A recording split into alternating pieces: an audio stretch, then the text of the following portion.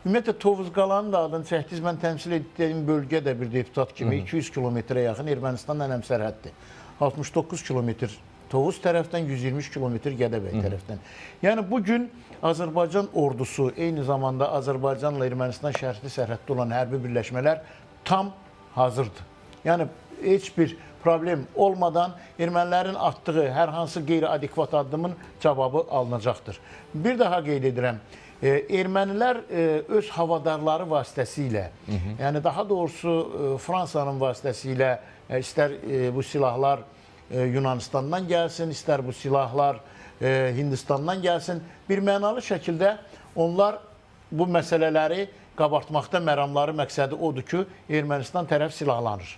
Və Ermənistan tərəfinin silahlanması hələ böyük müharibə demək deyil. Bunların bir sıra bəhanələri var.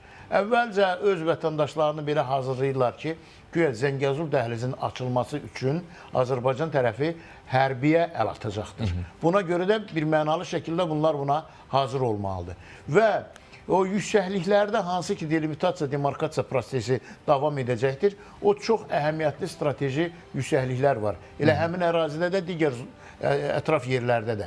Və üçüncü məsələ də nəyin bahasına olsun Rusiyanın nüfuzunu Ermənistanda, regionda aşağı salmaq. Buna görə güya ki, Avropa silah göndərir, Avropanın bir sıra dövlətləri orada öz vizual kəşfiyyatçılarını göndərir. Yəni, bu proseslər bir mənalı şəkildə davam edir. Yəni, paralel olaraq əvvəllər Amerika prezidentinin seçilməsindən sonra belə düşünürdülər ki, hər bir dövlətə ayrı-ayrı münasibət olacaq. Lakin sonra məlum oldu ki, Amerika Birləşmiş Ştatlarının ümumiyyətlə fikri ümumi nüfuzdan gedir. Bütün Cənubi Qafqazdan gedir.